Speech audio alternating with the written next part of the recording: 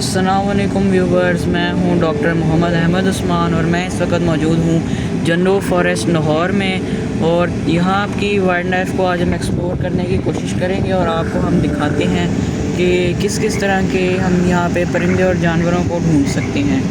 तो ये 20 किलोमीटर पे फैला हुआ है, एक बहुत वसी इलाका है। तो यहाँ पे हम बहुत को ढूंढ सकते हैं। तो चल के यहाँ पे अपनी तलाश की शुरुआत करते हैं। तो व्यूवर्स, यहाँ पे जन्नो का एक वाइल्ड लाइफ ब्रीडिंग फार्म है और यहाँ पे कुछ पी फाउन यानी मोर और फेजेंट्स आप देख सकते हैं छोड़े में हैं इन्होंने। ये आप देख सकते हैं, एक फेजेंट है, ये मोर है एक। तो खैर आगे देखते हैं, फटाफट इसको देख के फिर आज़ाद जो नेटिव हैं यहाँ पे उनको ढूंढते हैं। व्यूअर्स, यहाँ पे देख सकते हैं, यहाँ पे भी उन्होंने मेरे ख्याल फेजेंट हैं ये आप देख सकते हैं इसको। तो व्यूअर्स, इनका ब्रीडिंग फार्म्स का बहुत से फ़ायदे होते हैं। एक तो रिसर्च का फ़ायदा है कि आप आके इनको जो रिसर्चर्स हैं उनको ऑब्ज़र्व कर सकते हैं, इनके बिहेवियर को।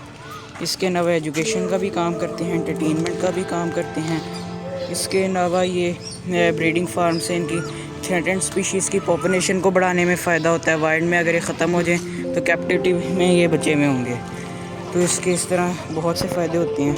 व्यूअर्स, सामने एक तो आप ब्लैक बक को देख सकते हैं। ब्लैक बक हमारे डेजर्ट्स में बहुत कॉमन नहीं पाया जाता है। चुनिस्तान डेजर्ट में इसकी बहुत पॉपुलेशन है।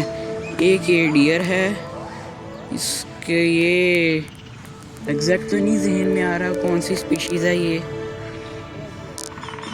तो ये दो इन्होंने इकट्ठे छोड़े हुए हैं।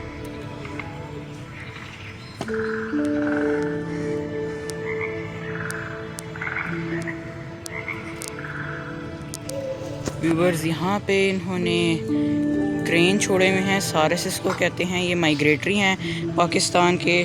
ये माइग्रेशन करके आते हैं सर्दियों में। ऊंचे इलाकों में जब सर्दियों में ठंड बहुत ज़्यादा बढ़ जाती है तब ये वहाँ से माइग्रेशन करके इधर आते हैं। ये सब कॉन्टिनेंट में हमारे निचले इलाकों में वहाँ से फिर माइग्रेट करके आते हैं सर्दियों में। फिर 6 महीने ये इधर रहते हैं, 6 महीने फिर ये उधर ऊंचे इलाकों में रहते हैं। साथ ये तख भी इन्होंने बतखें भी छोड़ी हुई हैं, डक्स जिन्हें कहते हैं। ये तो मैनर्ड है मेरा ख्याल, या शायद नहीं है। का देखते हैं क्या है ये।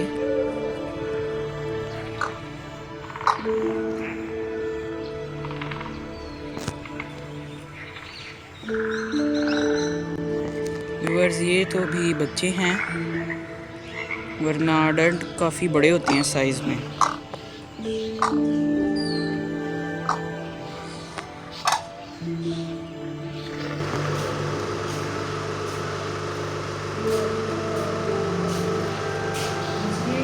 व्यूवर्स, ये इस वक्त हम एक्वेरियम में हैं। नीचे इन्होंने शार्क लगाया हुआ है, लेकिन ये कोई शार्क की किस्म नहीं, कैटफिश की किस्म होती है। इसका एग्जैक्ट नाम तो नहीं मेरे जहन में आ जा रहा, मैं या बाद में इसका जो नाम है वो टेक्स्ट करके लगा देंगे। तो बाकी आगे हम देखते हैं और कि क्या क्या है। व्यूवर्स, एक एल्बिनो इंडियन पी फाउन है। एक जेनेटिक म्यूटेशन की वजह से इनका जो कलर होता है वो सफ़ेद हो जाता है। तो ये आप देख सकते हैं, इसको ऊपर ये बैठा हुआ है। बाकी जगह तो इनके हैबिटेट के हिसाब से बहुत तंग और छोटी है। ये इंक्लोजर कानूनन तौर पे तो नहीं सही बने हुए। इसके अगेंस्ट जो पंजाब वाइल्ड लाइफ डिपार्टमेंट है उसको लेना चाहिए कोई एक्शन, क्योंकि ये कोई सही बात तो नहीं है। ये इंक्लोजर्स की ना क्वालिटी अच्छी है, बहुत तंग हैं, बहुत छोटे हैं। देखें, एक छोटे छोटे से इंक्लोजर हैं, इनके अंदर कितने सारे इन्होंने परिंदे छोड़े हुए हैं। तो ये इनका नेचुरल हैबिटेट से भी बहुत मुख्तलिफ हैं। नेचुरल जो इनका हैबिटेट होता है वो बहुत खुला बड़ा और घास से भरा हुआ होता है, और यहाँ घास तो दूर दूर तक नहीं है, खुड्डे बनाए हुए हैं इन्होंने। तो ये बिल्कुल अच्छी चीज़ नहीं है। इसको एक्शन लेना चाहिए इसके ख़िलाफ़। व्यूअर्स, एक ये थोड़ा बड़ा इंक्लोजर है। ये मेरे सामने आप एक सिल्वर फेजेंट देख सकते हैं। ये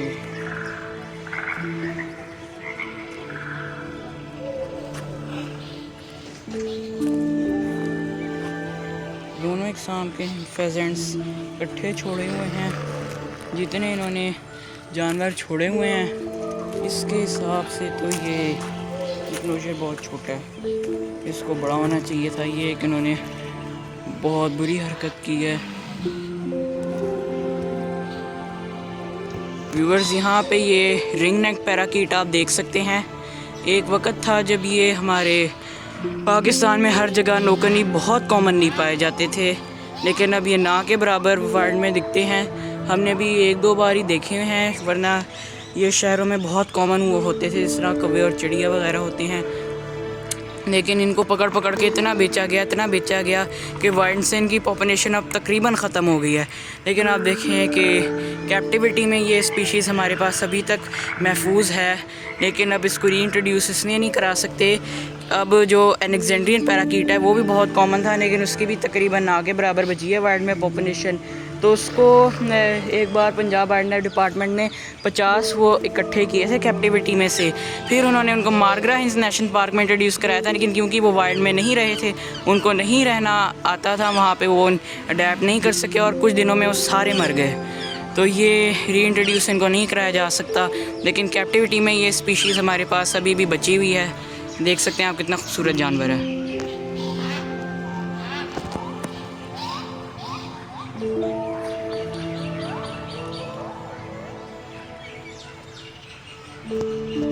तो व्यूअर्स, ये वाइल्ड लाइफ ब्रीडिंग फार्म्स का ये भी एक फ़ायदा है जो मैंने आपको बताया भी था और आप सामने देख भी सकते हैं कि ये स्पीशीज़ कैप्टिविटी में हमारे पास बची हुई है, पूरी तरह एक्सटिंक्ट नहीं हुई। तो ये कंजर्वेशन के हवाले से भी इनका फ़ायदा होता है। व्यूअर्स, एक और चीज़ मैं आपको बताता चलूँ, जितने भी कैप्टिविटी में जानवर होते हैं ये जंगलों से पकड़ पकड़ के नहीं रखे जाते। ये इसकी परमिशन भी नहीं देता जो महकमा वाइल्ड लाइफ है।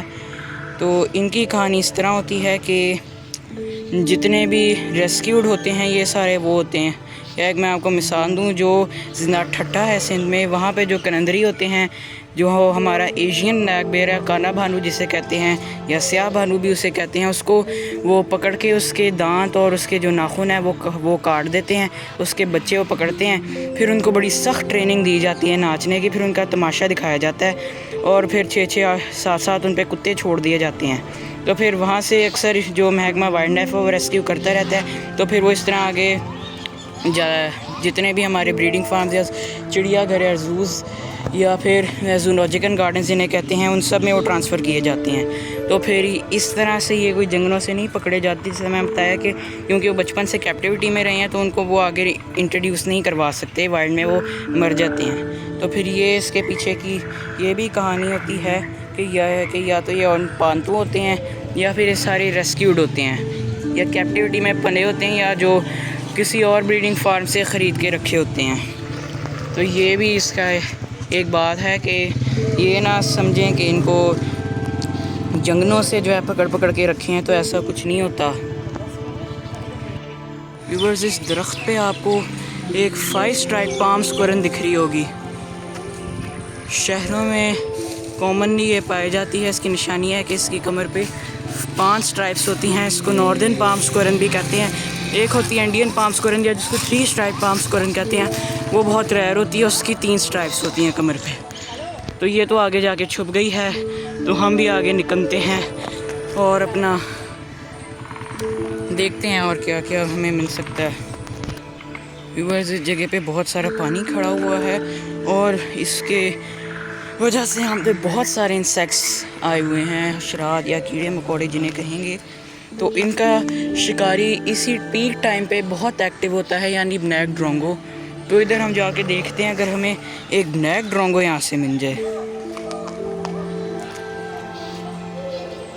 लगता तो है यहाँ पे ब्लैक ड्रोंगो हैं, क्योंकि उनकी आवाज़ मुझे आ रही है।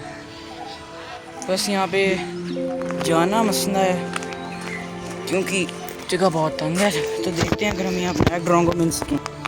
व्यूअर्स, यहाँ पे एक बिन बना हुआ है, किसी सांप का ये बिन है। कॉमन क्राइट का हो सकता है, वाइपर का हो सकता है, इंडियन रेड स्नेक का हो सकता है। तो इससे हम दूर रहते हैं, क्योंकि अगर किसी कॉमन क्राइट या वाइपर का है तो बहुत ख़तरे की बात है, बहुत जहरीले होते हैं ये। सामने हमें एक और नॉर्दर्न पाम स्क्वायरन या 5 स्ट्राइप पाम स्क्वायरन मिल चुकी है। व्यूअर्स, इन दरख्तों में 5 स्ट्राइप पाम स्क्वायरन तो बड़ी आराम से दिख रही है, लेकिन जो हम ढूंढ रहे हैं ब्लैक ड्रोंगो, वो सिर्फ आवाज़ आ रही है उसकी, वो नज़र कहीं पे भी नहीं आ रहा। तो ये एक मुश्किल काम है, क्योंकि सामने एक आप इंडियन पॉन्ड हेरन देख सकते हैं, इसको अंधा बगना कहते हैं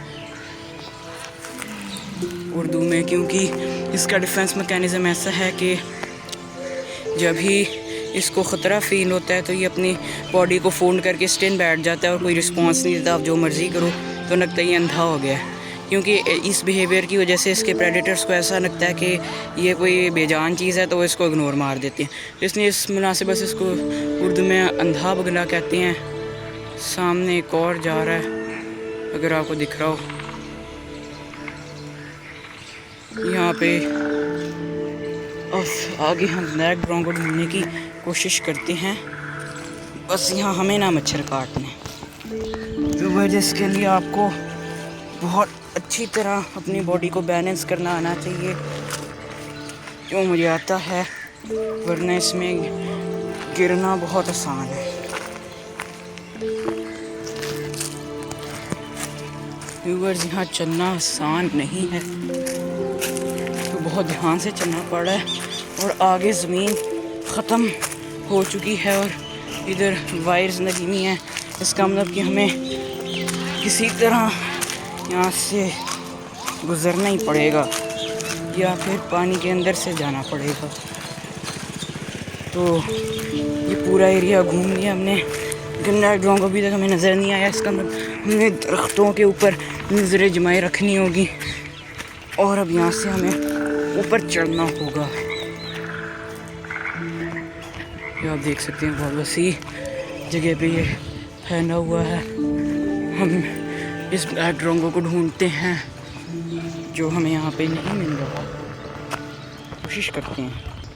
बस अब बहुत देर हो चुकी है हमें ब्लैक ड्रोंगो की तलाश करते हुए, लेकिन अब उसकी आवाज़ भी आना बंद हो चुकी है। यहाँ पे हमें बड़ी देर से बस एक ही परिंदा दिख रहा है, जो कि है इंडियन पॉन्ड हेरन, जो आपको सामने अभी भी दिख रहा होगा। तो ये भी हो सकता है कि यहाँ पे उसने कब्ज़ा किया और उसके डर की वजह से यहाँ पे कोई ब्लैक ड्रोंगो ना आ रहा हो कीड़ों के शिकार में। देखें, वो उड़ चुका है इंडियन पॉन्ड हेरन मुझे देख के। तो खैर चलें, थोड़ी और तलाश करते हैं, हो सकता है हमें मिल जाए। ब्लैक ड्रोंगो तो नहीं मिल रहा, लेकिन कॉर्वस स्प्लेंडेंस यानी हाउस क्रो या कौवा जिसे कहते हैं, वो ज़रूर मिल चुका है। कॉर्वस स्प्लेंडेंस का ज़ूलॉजी का नाम होता है, कौवा इसको उर्दू में कहती हैं, हाउस क्रो इसको इंग्लिश में कहती हैं। इन दरख्तों से मुझे ब्लैक ड्रोंगो की आवाज़ आ रही है, तो देखते हैं, हो सकता है वो इन दरख्तों पे हो।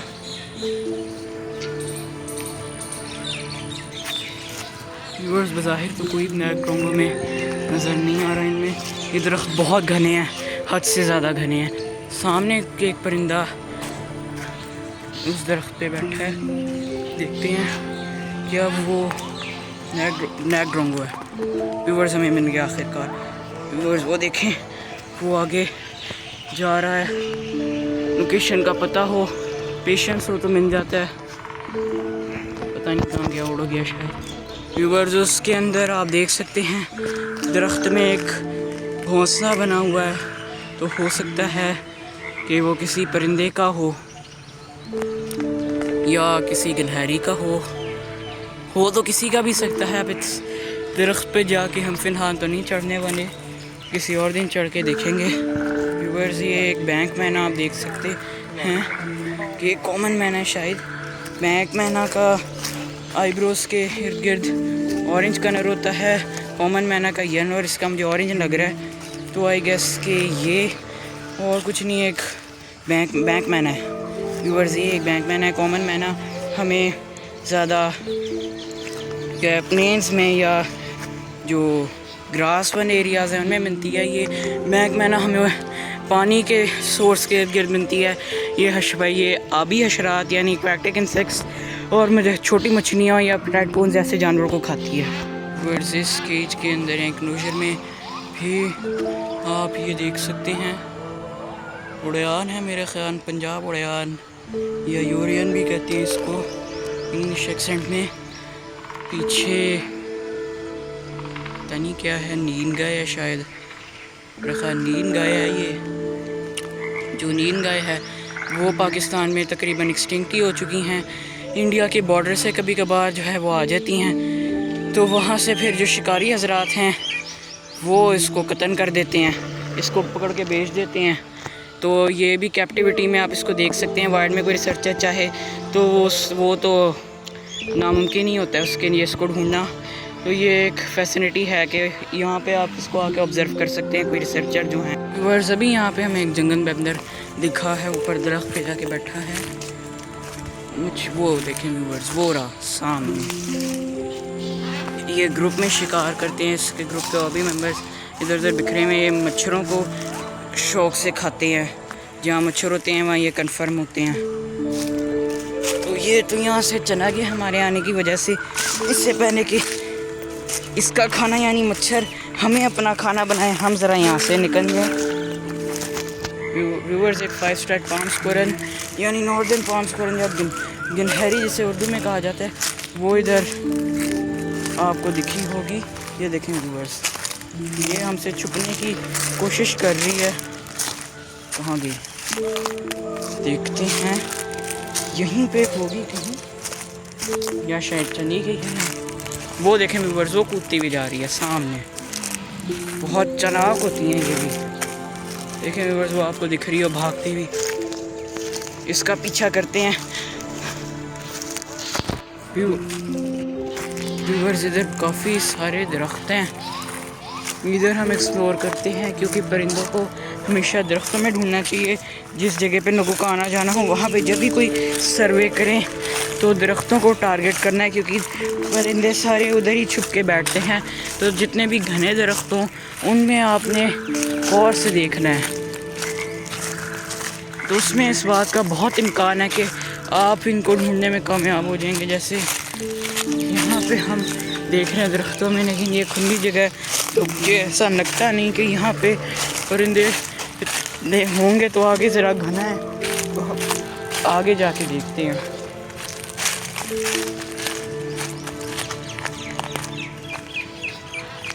यहाँ पे तो ज़्यादातर मैना है। एक और 5 स्ट्राइप पाम स्क्वायरल आप देख सकते हैं बिल्कुल सामने, वो देखें वो भाग रही है। देखें दरख्त पे बैठी हुई है, अगर आपको दिख रही हो। देखें चली गई है। तो हम भी चल के मज़ीद परिंदों की तलाश करते हैं अगर हमें मिल सकें तो।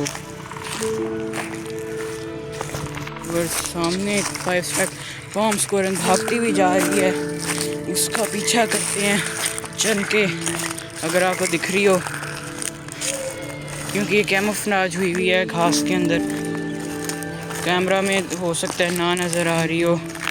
वहाँ पे सामने आप देखें वो जा रही है, इसके पीछे जाते हैं, इसको थोड़ा ऑब्ज़र्व करते हैं चल के।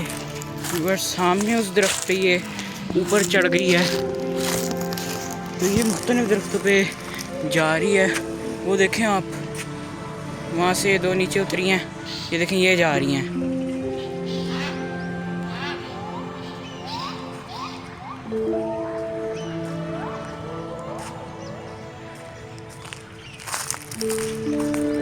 तो इनका पीछा करते हैं चल के, इनके ऑब्ज़र्व करते हैं, देखते हैं कर क्या रही हैं।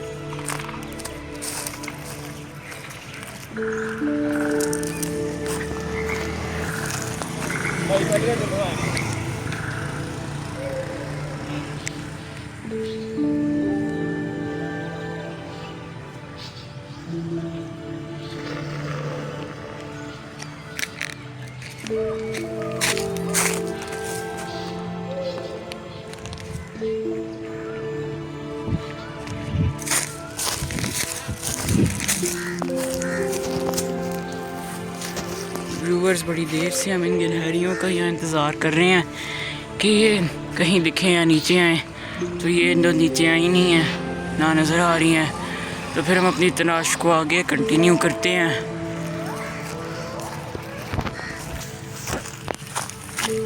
ओह व्यूअर्स, अब यहाँ से हमें छलांग मार के उधर जाना होगा। तो अब यहाँ पे छलांग मारते हैं और दूसरी साइड पे जाते हैं। और हम आ चुके हैं इधर। इधर एक दरख्त की लकड़ी पड़ी हुई है, इस पे भी लोगों ने लिखा हुआ है कौम के हालात। आप चेक करें, इधर मट्टी और बहुत सारे बिन हैं जानवरों के। तो ये इसमें कोई सांप वगैरह या गोए जिसे बंगाल मॉनिटर कहते हैं वो में भी प्रॉबेबली हो, या हो सकता है कि ना हो। इसमें लोगों ने कचरा ही ढूंसा हुआ है। बदतमीज़ किस्म की कौम है हमारी, किसी जगह को साफ रहने नहीं देंगे, हर जगह अपनी कलाकारियाँ दिखाएंगे। इधर भी आप देखें, इस पे इन्होंने इसको भी नहीं छोड़ा, इस पे भी नाम लिखा है। उधर आपको एक नैक काइट जिसे कानी चीन या मिनिवस माइग्रेनस कहते हैं वो नज़र आ रही होगी। देखें वो उधर जा रही है उड़ के। इसका ज़रा पीछा करके देखते हैं कि ये क्या करती है, या किधर जाती है, या क्या करना चाह रही है।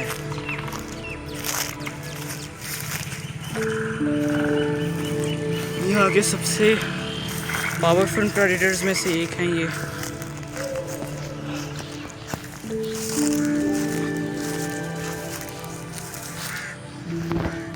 तो ये तो अपने रास्ते चली गई, हम अपने रास्ते चलते हैं।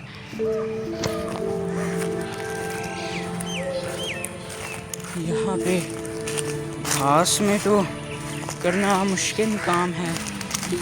कोई ऐसी जगह पे ढूंढते हैं जहाँ मट्टी हो, क्योंकि उनमें हमें ट्रैक्स मिल सकते हैं, यानी जो फुटप्रिंट होते हैं जानवरों के, इनको ट्रैक्स कहा जाता है ज़ूलॉजी की ज़ुबान में या ज़ूलॉजी की ज़ुबान में। तो तो हमें फिर ऐसी मट्टी वाली जगह ढूंढनी होगी जहाँ पे वो हो।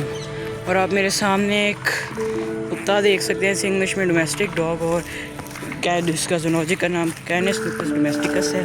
इससे ज़रा हम दूर ही भागते हैं, ये हमें पड़ ना जाए, मसला बस इतना है। इनकी भी पॉपुलेशन बहुत ज़्यादा है। तो हम दूसरी साइड पे आ चुके हैं कूद कर। कुत्ता फिर अपने रास्ते, हम फिर अपने रास्ते।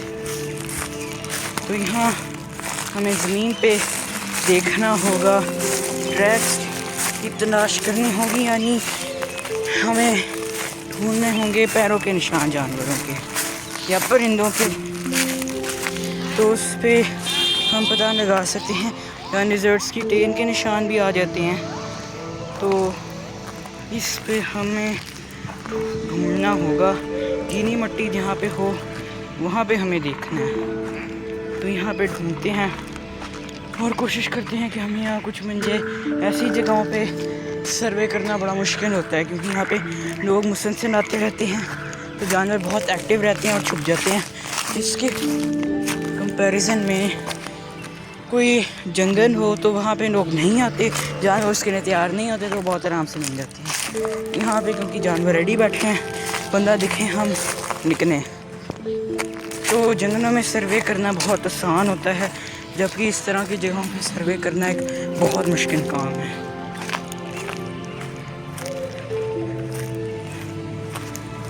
यहाँ पे देख सकते हैं इस दरख्त पे काई या मॉस जिसे कहते हैं वो जम चुकी है।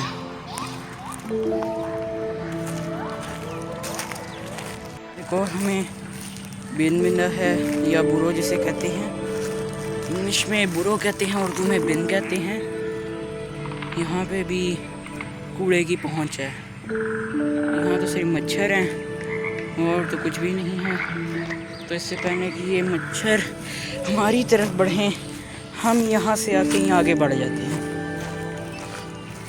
और आगे अपनी तलाश जारी रखते हैं। यहाँ पे कुछ हशरात घूम रहे हैं मुख्तलिफ किस्म के। तो बहरहाल ये दरख्त तो सारे खाली हैं, खामोशी भी बड़ी सख्त हुई हुई है। फिर कूदना पड़ेगा, कूदना भी बहुत ज़्यादा आना चाहिए इस सब के लिए। ये जगह कुछ ज़्यादा सुनसान और घनी हो गई है, तो थोड़ा ध्यान से इधर घूमना पड़ेगा। इधर पानी खड़ा हुआ है, मे भी हमें यहाँ पे वुड फ्रॉग या मेंढक जिसे कहते हैं वो शायद मिल जाए, क्योंकि यहाँ बहुत ज़्यादा पानी है। ऐसी जगह पे जहाँ पानी हो कैटल नेग्रेट भी मिल सकते हैं। तो ये इन दो जानवरों के लिए आइडियल हैबिटेट या आइडियल टेरेन जिसे कहेंगे वो है, लेकिन ये दोनों ही जानवर यहाँ पे दूर दूर तक नज़र नहीं आ रहे। खैर मच्छर तो बहुत हैं, तो इधर कुछ ज़्यादा ही हैं, तो हमें काट भी रहे हैं बहुत ज़्यादा। तो फिर हमें मुनासिब यही है कि ज़रा यहाँ से आगे बढ़ जाएं।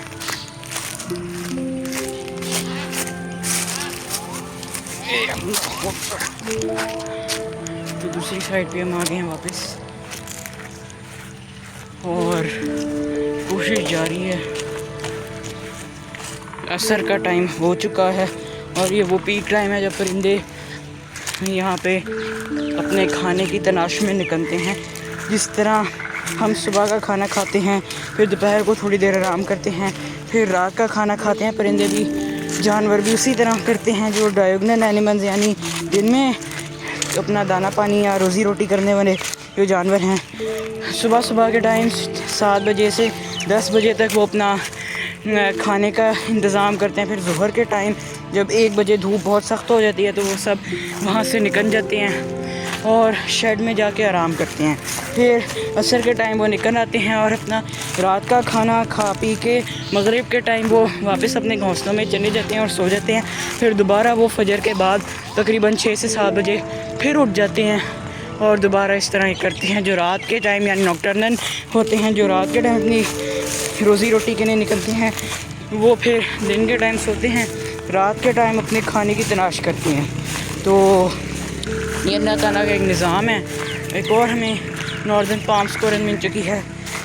ये हैबिटेट इनका बहुत आइडियल है, इनकी कंजर्वेशन की एक बहुत बड़ी जगह है। हमें अनगिनत अब तक दिख चुकी हैं, लेकिन ये अब यहाँ से आगे निकल चुकी है। तो यहाँ हमें कॉमन मैना, हाउस क्रो, मिनिवस माइग्रेनस यानी ब्लैक काइट और नॉर्दर्न पाम स्क्वायरल के आगे अलावा और कुछ नहीं दिखा। और सामने एक और नॉर्दर्न पाम स्क्वायरल है। तो ये आप देख सकते हैं, ये सामने ये वो देखें, वो ऊपर आगे निकल वो बैठी हुई है, वो ऊपर जा रही है और चली गई है। इस पे किसी दिन सेपरेट वीडियो बनाएंगे पूरी डिटेल में। तो अभी हम अपना सर्वे जारी रखते हैं। काफ़ी देर हो गई, हमें तकरीबन 5.5 घंटे हो चुके हैं हमें ये मुस्तकिल सफ़र करते हुए यहाँ पे। तो जगह अच्छी है, बड़ी है, इसलिए परिंदों को ढूंढना एक बहुत मुश्किल काम है। यहाँ पर एक और मैना है, कॉमन मैना है शायद, ये जो करीब से पता चलेगा कॉमन मैना है या बैंक मैना है। मुझे तो कॉमन मैना ही लग रही है। फिर इसको छोड़ते हैं। एग्रीकल्चरल पेस्ट भी कहा जाता है इसको। फसलों को नुकसान देती है, लेकिन ये उनको फ़ायदा भी देती है। फसलें खाने वाले कीड़े जो होते हैं ये उनको भी खाती है, लेकिन फसलों को भी खा जाती है। तो ये हमें फ़ायदा नुकसान दोनों देती है। तो यहाँ से कहीं और ढूंढते हैं इस एरिया को। तो हमने पूरा ढूंढ लिया है। यहाँ की सर्वे रिपोर्ट में तो हमें अब तक ये नॉर्दर्न पाम स्क्वायरल दिखी है और हमें हाउस क्रो यानी कॉर्वस प्लेंडेंस ज़ूलॉजी का नाम होता है उसका वो दिखे हैं। इसके अलावा हमें ब्लैक आइड यानी मिनिवस माइग्रेनस जो ज़ूलॉजी का नाम है उसका चीन जिसे कहते हैं वो दिखी है। और यहाँ पे हमें कॉमन मैना और बैंक मैना दिखी हैं। तो ये थी यहाँ की इस एरिया की वाइल्ड लाइफ सर्वे की रिपोर्ट। तो यहाँ से हम आगे बढ़ते हैं और दूसरे एरियाज़ को एक्सप्लोर करते हैं। जैसा कि मैंने आपको बताया था शुरू में, 20 किलोमीटर में फैला हुआ है। वो एक माशाल्लाह बहुत बड़ी जगह है और वाइल्ड लाइफ कंजर्वेशन की एक बहुत ज़बरदस्त जगह है। यहाँ पे सैकड़ों दरख्त हैं और एक ऐसा परिंदा है जो जिसके लिए बहुत ज़बरदस्त जगह है, यानी कि हमारी डव्स, यूरेशियन कॉर्नर डव्स भी और हमारी नाफिंग डव भी, क्योंकि इन दोनों का काम दरख्तों से ही चलता है। लेकिन क्योंकि आपको पता ही है कि जो किसान हजरात हैं हमारे, वो तो अपने खेतों में एक दरख्त नहीं बर्दाश्त कर सकते, तो दरख्तों को वो काट देते हैं। दरख्तों की कटाई बहुत ज़्यादा है और ये दोनों स्पीशीज़ इंतहाई थ्रेटन है। लेकिन जितने हमारे पार्क्स हैं इनकी कंजर्वेशन का ये रोल निभाते हैं, क्योंकि यहाँ पे सैकड़ों के हिसाब से दरख्त हैं, तो ये यहाँ पे आके रह सकते हैं। तो दरख्तों को ज़्यादा से ज़्यादा लगाएं ताकि हमारी मुल्क की वाइल्ड लाइफ को फ़ायदा पहुँच सके। तो हम आगे निकल के मज़ीद वाइल्ड लाइफ को एक्सप्लोर करते हैं ताकि हमारी ज़्यादा से ज़्यादा रिपोर्ट बन सके।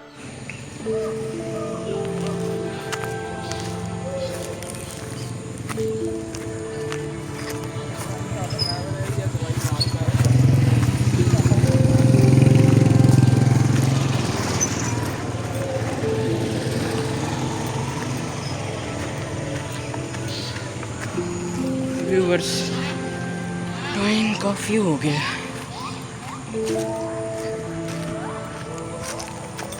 ऐसी जगहों पे कुछ भी ढूंढने के लिए बड़े पापड़ बेलने पड़ते हैं और कूदना बहुत पड़ता है। कूदने में आप अच्छे नहीं हैं तो ये काम आपके बस का नहीं है।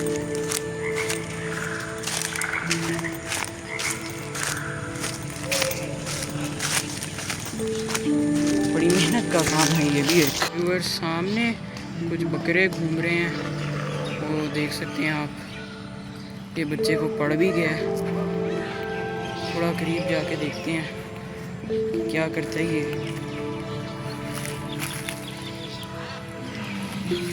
माशाल्लाह बहुत बड़ा बकरा है, किसी को शायद जाती है। ब्राउन बना मुझे मेल लग रहा है।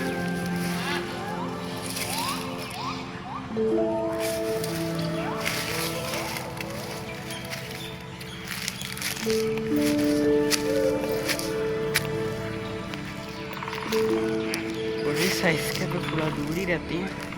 ये पड़ गया तो काबू करना ज़रा मुश्किल हो सकता है।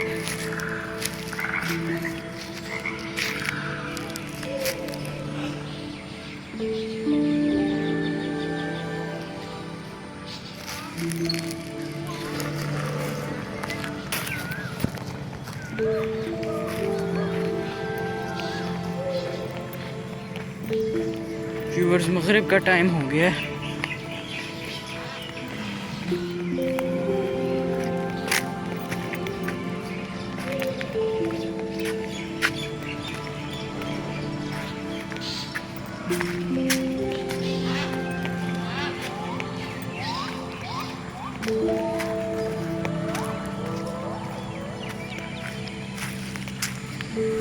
काफ़ी एक्सप्लोर करनी है, अगर कुछ मिला नहीं अभी तक। जगह ही ऐसी है ये कि बड़ा मुश्किल है इधर से कोई भी जानवर ढूंढना। अब यहाँ से उतरें तो पौधे बहुत ज़्यादा हैं, लेकिन उतरना तो पड़ेगा। बस बड़ी छलांगे मारने वाली जगह है, प्रोफेशनल ही आ सकता है हमारी तरह। आम बंदा फिर ना इन चीज़ों की कोशिश करे। वो देखें व्यूअर्स, एक मैना का घोंसला, वो आपको अंदर जाती हुई दिखी होगी। मगरिब का टाइम है तो ये वापस जा रही है। ये देखें वो निकली अंदर, इसके फिर बच्चे होंगे। चल के ज़रा देखते हैं, चढ़ के देखते हैं इस पर।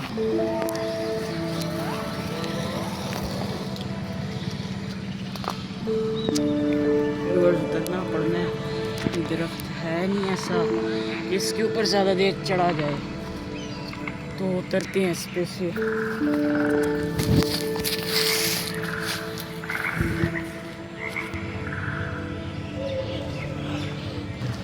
एक कांडा बिंदा, यहाँ एक कांडा बिंदा आप देख सकते हैं, हमें देख रहा है, यू टर्न मार के वापस जा रहा है। हम इसका ज़रा पीछा कर लेते हैं, देखते हैं किधर तक जाता है।